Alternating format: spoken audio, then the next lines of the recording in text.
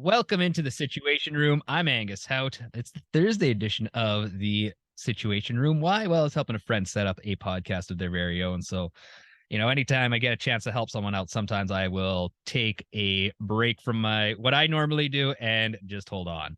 If you're watching this on YouTube, which you is the only place to watch it, we'll go blank every now and then because my screen's been real buggy here on Zoom. So that's what we're gonna do.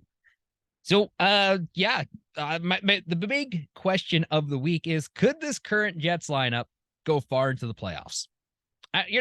This club, as it is today, is not going to win the Stanley Cup. They do need to make trades because, they're a great team, this Winnipeg Jets team, but they're still a step away from being elite. They're great, but not elite. And there's nothing wrong with that. Great teams need to go and win some games. And the Jets are competing for first in the Western Conference. And I hope that they continue to fight for first in the Western Conference. And they take it all the way to, game 80 and then games 81 and 82, you can kind of rest and relax because you've got first locked up. And it's not impossible for the Jets to do that. In fact, the odds are looking pretty good. I talked about it earlier. The Jets need to win about 66 or pick up 66% of their points if they want to win the Western Conference. It's doable. You could win the Central and the Western Conference very easily as the Winnipeg Jets. Vegas has a chance, and whatever, it's Vegas, but Dallas, I think the Jets could legitimately surpass the Dallas Stars as the top team in the Central Division. I think the obtainable goal is winning the Central, and then the big goal for the Jets should be to win the conference. So can this team go far into the playoffs? Let's answer that question first of all. I think they could take a team to game 7 of the second round. I believe that's how good this team is, depending on who they're playing in the first round. Now, if that first round team is going to be the Minnesota Wild, oh boy, I'm scared. We know that the Jets beat up on teams that beat up on them during the regular season when it comes to playoffs time. Look at the Jets and the Wild in 2018. I'm pretty sure that was supposed to go Minnesota's way because Minnesota beat up on us all that year. I'm pretty sure Nashville was beating up on us all that 2018 year. I'd have to go look at stats, but if my memory serves me correctly, my memory doesn't do us well because I forgot that the Jets won 2 out of the 3 Dallas games. Oh boy. But looking back at those games, Jets can beat Dallas. No issue. I'm not stoked about playing Minnesota. I think that would be a team that could legitimately demolish the Jets. I think they could beat the Jets. And I think even if the Jets win, if it's not in 6 games or if it's in 6 or 7 games, the Jets are done because that's a big, heavy team. And, you're going to be hurting going into the second round. And, Colorado, I think the Jets could take on Colorado. I think Connor Hellebuck is the difference maker in that. You got Cale Makar, cool. You got Nate McKinnon, cool. They're great players. They're phenomenal players. Let's not forget that. But cup hangovers exist. Not everyone is a back-to-back winner. Not everyone is a Pat Maroon where you can win 3 in a row. Colorado, I'm not going to be holding my breath on them. I think even if they're fully healthy, I think that the Jets are a much more rounded team. But we haven't seen the Colorado Avalanche fully healthy this year. Or if we have, it's been only for a game or 2. So Colorado is just that's a scary team, I think. But out of everyone else in the West, maybe Vegas is kind of spooky. So if it ended up being, let's say the Jets win the division, it's Winnipeg, Minnesota, that sucks. If it's then Colorado, Winnipeg, that sucks. That's a big challenge. And then if you have to get all the way to the third round and take on the Vegas Golden Knights, that's the trio you don't want to see with this team.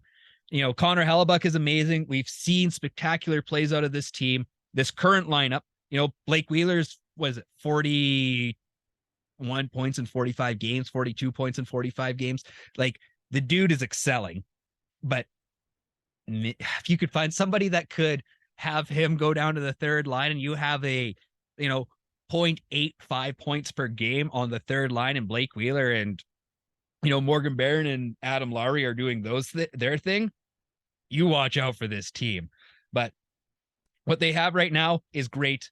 Not enough to win the Stanley Cup, but enough to take you into the middle rounds of the Stanley Cup finals or Stanley Cup playoffs. So I believe in this team fully and completely up until a certain point. And the playoffs, they're not going to be a walk in the park because it's not a walk in the park. Like that's a grueling playoff run. That's why NHL players are simply better than every other sport out there. Maybe well, like baseball, how much energy are you really putting into every game? Hockey athletes are the best athletes. That's a lie. They're the second best athletes, and you're gonna think I'm super lame for saying this.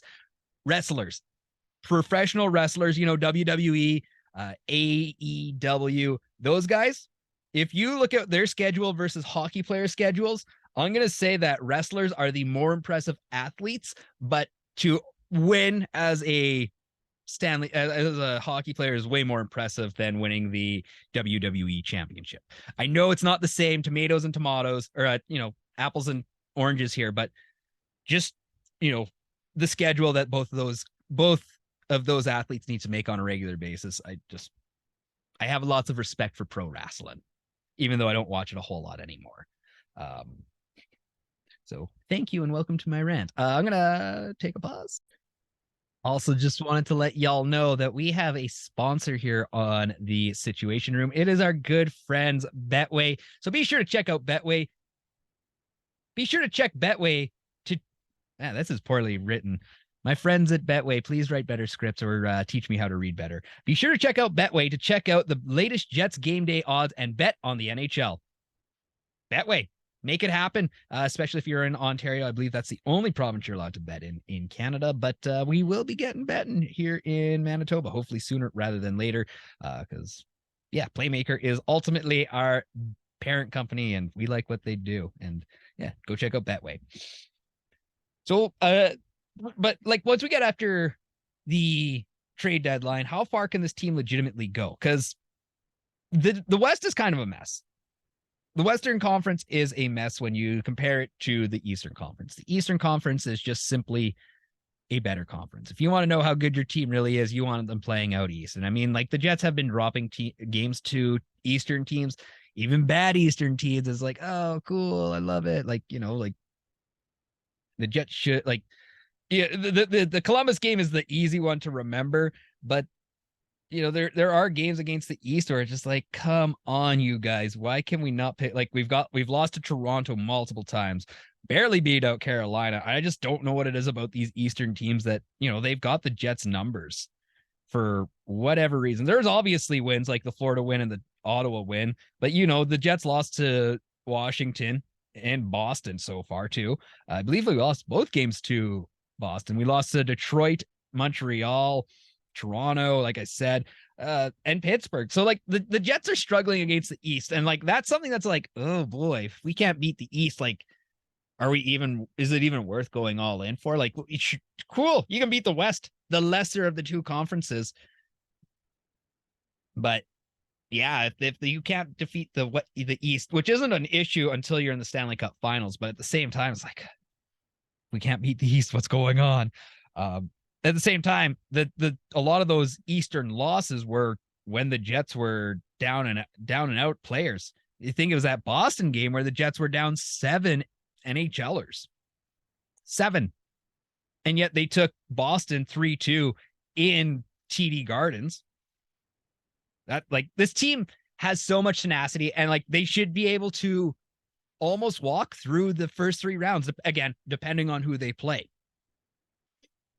So, like, without sounding like a fan, I firmly believe this team could go to the Stanley Cup Finals and tango with a Carolina, a Boston. The only team out East that kind of spooks me is Washington for some reason, but Ovi's out for an extended period of time. But, Ovi just lost his dad. So, hypothetical, if it's Ovi in the playoffs and he's just lost his old man, that guy's going to be pissed off and he's going to want to win a cup for that. So, there's very few teams I think that the Jets should be worried about, but they do need to figure out games against the East. They have, this the setup of games against New York, the the Devils, the Islanders, and the Rangers. And if the Jets can go 2 for 3 or win 2 out of those 3 games in regulation, there's a lot less panic in your mind. But at the same time, you're kind of like still like, please don't blow this. I don't know. You have to have some panic with this team because like until a team has won every single game, there's always a little bit of panic. There's still room for improvement with this Jets team. Rick Bowness knows it. You and I know it. The players know it. There is still so much growth that can happen with this team. They play so well. They've learned how to be patient for the most part. We guys have found their spot. Like everyone's been giving a lot of credit to Kevin Stenlund, which is well deserved. I love Kevin Stenlund. He's just out there. He knows his roles. He's playing for not a whole lot of time, but killing penalties, picking up ice time, winning faceoffs, not necessarily scoring goals, but the guy knows what he's doing. And after a year where he didn't really play hockey a whole lot, and before that it was the pandemic, so the guy lost a lot of playing time. The fact that he really just needed a conditioning stint down with the Manitoba Moose, it's kind of amazing to see what he's done. And you just need a quick conditioning stint to be NHL ready. And, after not really playing hockey for 2 years, the guy has turned it around and he can be an NHL mainstay. I'm excited about that. And actually that kind of gets me up to the Jets need to re-sign 2 guys. I'm not sure, like it's Kevin Stenlund and David Rittich. And, before the season, if I had said that, everyone would have laughed me out of here. But David Rittich has really turned his career around. He's accepted that he's an NHL backup goaltender. And, he walked into the game against Seattle and stood tall. He took on some big shots and like, he's a fun guy in that locker room. You'd love to see him there. And like, he giggles about stuff. He just seems like he's a perfect presence for the room. Exactly what Eric Comrie was for the Jets last year, even in a bad year. Eric Comrie manages to stay positive in every situation, even, the worst of the worst situations, where David Rittich, I think, will start to beat down on himself when things are going poorly. But things have gone so well that he's found his magic, his confidence. And maybe it was he just needed to accept that he was just a backup goaltender in the NHL. Like realistically, he's a 1B option.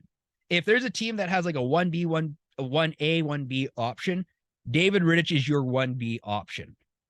Like Cam Talbot and him, Mike Smith and him in Calgary. I was looking at some stats today, and like I've got an article that should be going out tomorrow. I almost had it finished, and then it didn't save, so I got it like redone, like 3/4 of it. So it'll come out probably tomorrow.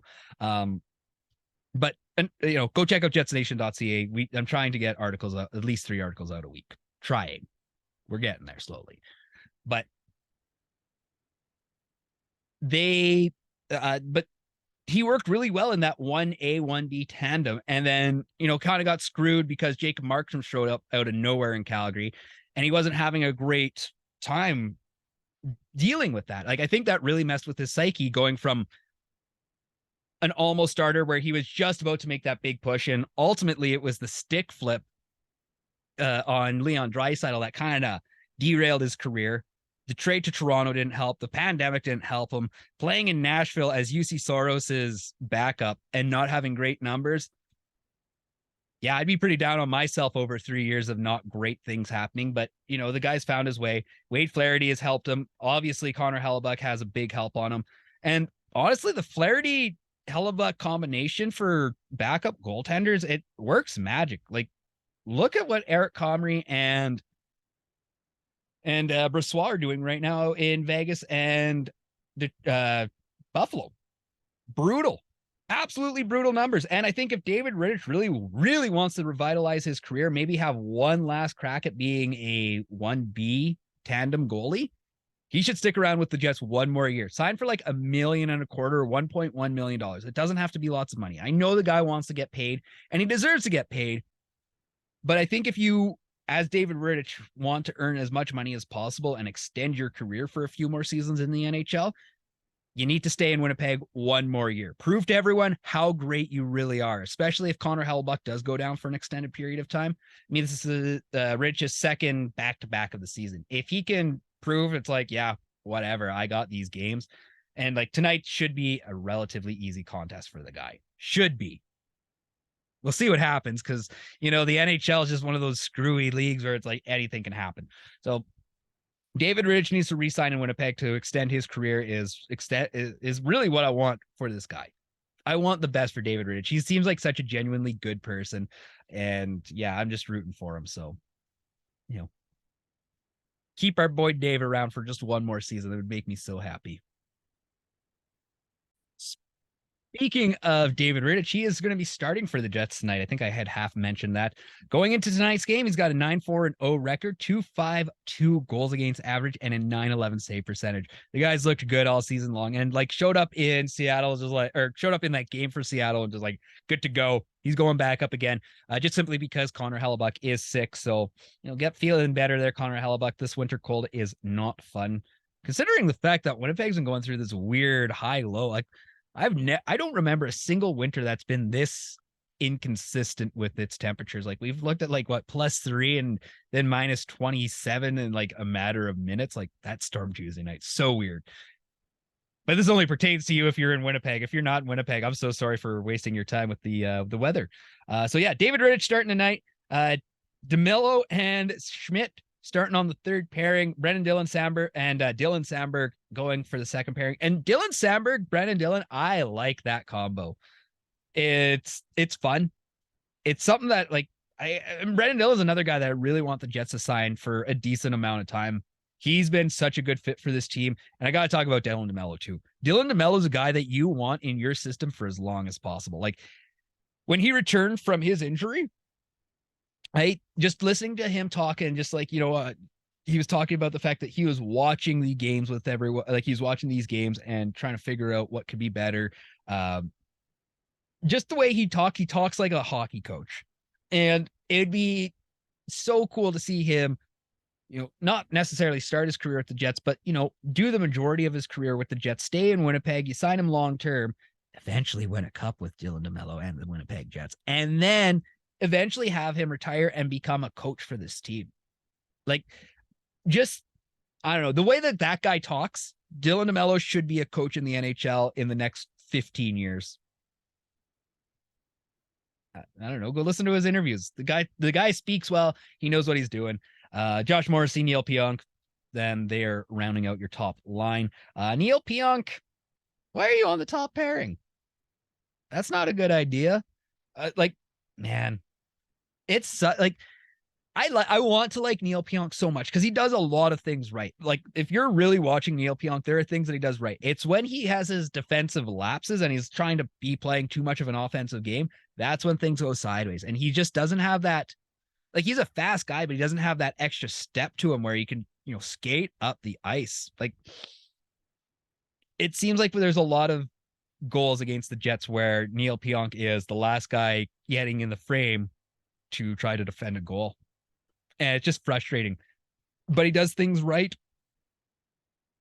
So I hope that he gets traded out to a good team. Not a team that we'll see in the playoffs, but I think he deserves to be on a playoff team. It needs to be like a 1-for-1 hockey deal. And again, nothing against Neil Pionk. The guy seems like a great guy. He just doesn't work for our current system. He just doesn't have the bonus, the bonus touch hasn't worked on him. And obviously it's John Klingberg doesn't need to be that guy, but I guess why would I even bring up John Klingberg? He's not on a playoff team. But yeah, the Jets do need to find a proper top pairing or middle pairing right shot defenseman for Josh Morrissey.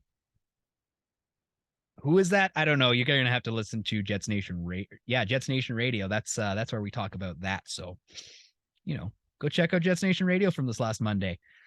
And then top lines, Perfetti, Scheifele, Wheeler, love it. Connor, Dubois, Ehlers, love it. Barron, Lowry, Appleton, love it. I love that line. Mason Appleton he's doing his thing. He's doing the thing that we were missing from him when he was playing on the top two lines, and now he's playing on the third line with Lowry, and even on the fourth line he was doing so well. So Mason Appleton, I really don't want to see him gone because he is a key piece of this team. He'd be a good trade piece, but he's going to be lost without an Adam Lowry. So don't trade at Mason Appleton just yet. Don't love his contract though. And then Stenlin, Manalainen, and Gagne round out the last line. Gagne getting into the game for his first game in a while. It seems like he's been off for 3-4 weeks now. Then we're going to go look at the Blue Jackets line. Starting in net for the Columbus Blue Jackets, we got Jonas Korpisalo. He's 8-10-3 on this season. He's been in 24 games, 333 goals against average, and a .907 save percentage. Do with that information that you will. Oh my goodness. I think I only know two of the defensemen on the back end for the Blue Jackets. We got Gavin Bayreuther and Adam Boquist. Okay, so I know three of them. So Adam Boquist on the third pairing, Nick Blankenberg and Andrew Peak playing on your second pairing, and Eric Branson and Tim Burney rounding out your top pair. Jack Roslovic has fallen all the way down to the fourth line with the Columbus Blue Jackets. Remember when that guy was supposed to be the guy playing center? It was going to be just revolutionary for this team. He hasn't done it much this year. Yeah, he's won 45% of his faceoffs, so wouldn't be helping out the Jets a whole lot. And only has 4 goals, 24 assists, not bad though, and 28 points. He's a -8 altogether though, so cruising at a little bit over a half point per game. But good riddance to Jack Roslovic. He was not good enough for the top 6 like he thought he was. Couldn't even tell you who's playing on the third line for the Blue Jackets, so let's just skip that. Kent Johnson, Cole Sillinger, topping out, and Patrick Laine. We excited for a Patrick Laine return? I mean, we've seen Patrick Laine already. He's got 14 goals, 18 assists, and 32 points in 39 games. Remember that time that people tried to tell us that the Blue Jackets won that trade? Even when Pierre-Luc Dubois leaves, the Jets have won that trade. The injury time for Laine has been ridiculous. He's just never gotten to that next level that he should be, and he's always hurt. So yeah, the Jets did a good thing. They made a good trade even if and when Pierre-Luc Dubois leaves. We won that trade. But I also wouldn't say no to Jack Roslovic rejoining the Jets for a playoff run. And topping out their top line, which is actually kind of good, Johnny Gaudreau, Boone Jenner, and Kirill Marchenko. It's me reading Russian. So yeah, the Jets should win this game. Don't take it too easy. Get in there and win the game. Just win the game in the first 45 minutes. And then let 15 minutes go. Don't start the game off by being slow for 15 minutes and then getting yourself going because you're down 3-0 already. Just score early and just play the right game. We know that the Jets can win these games against bad teams. We've seen it before, and we've seen the Jets beat teams up. They should be able to beat up the Columbus Blue Jackets, and hopefully it happens, because it'd be embarrassing if we lost to the worst team in the league twice. Who are we, Toronto? That's it for the Situation Room. Have yourself a great rest of your week. Make sure to check out jetsnation.ca. Check out Jets Nation on Instagram, Twitter, Facebook, and TikTok. You can check me out, Angus Hout, on Instagram and TikTok and Twitter. I don't post a whole lot on Twitter. I should do that more, but whatevs. And to our good friends at PointsBet, be sure to check out PointsBet. Be sure to check PointsBet to check out the latest Jets game day odds and bet on the NHL. I will get through this reading a little bit better next time. I promise you that. Have yourself a great week. Peace and grace. And tell your friends. Make sure you like and subscribe.